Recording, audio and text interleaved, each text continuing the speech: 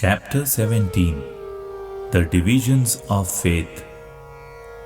Arjuna inquired, O Krishna, what is the situation of those who do not follow the principles of scripture but worship according to their own imagination?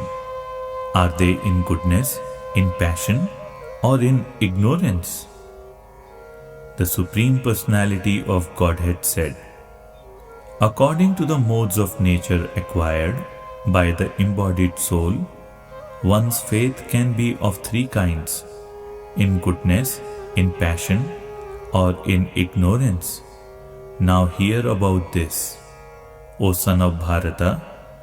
According to one's existence under the various modes of nature, one evolves a particular kind of faith.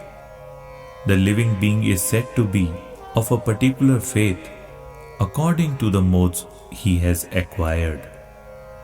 Men in the mode of goodness worship the demigods. Those in the mode of passion worship the demons, and those in the mode of ignorance worship ghosts and spirits. Those who undergo severe austerities and penances not recommended in the scriptures, performing them out of pride and egoism, who are impelled by lust and attachment, who are foolish and who torture the material elements of the body, as well as the supersoul dwelling within, are to be known as demons. Even the food each person prefers is of three kinds, according to the three modes of material nature. The same is true of sacrifices, austerities, and charity. Now hear of the distinctions between them. Foods dear to those in the mode of goodness increase the duration of life, purify one's existence, and give strength, health, happiness, and satisfaction.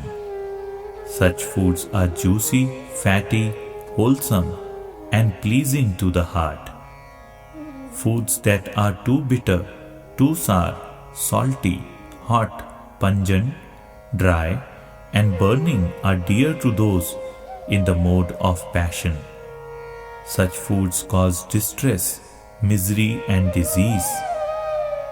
Food prepared more than 3 hours before being eaten, food that is tasteless, decomposed, and putrid, and food consisting of remnants and untouchable things is dear to those in the mode of darkness. Of sacrifices, the sacrifice performed according to the directions of Scripture as a matter of duty by those who desire no reward is of the nature of goodness. But the sacrifice performed for some material benefit or for the sake of pride, O chief of the Bharatas, you should know to be in the mode of passion. Any sacrifice performed without regard for the directions of scripture, without distribution of prasadam, spiritual food, without chanting of Vedic hymns and remunerations to the priest, and without faith, is considered to be in the mode of ignorance. Austerity of the body consists in the worship of the Supreme Lord, the Brahmanas, the spiritual master, and superiors like the father and mother, and in cleanliness, simplicity, celibacy, and non-violence. Austerity of speech consists in speaking words that are truthful, pleasing, beneficial, and not agitating to others, and also in regularly reciting Vedic literature. And satisfaction, simplicity, gravity, self-control, and purification of one's existence are the austerities of the mind. This threefold austerity, performed with transcendental faith by men, not expecting material benefits, but engaged only for the sake of the Supreme, is called austerity in goodness. Penance performed out of pride and for the sake of gaining respect, honor, and worship is said to be in the mode of passion. It is neither stable nor permanent.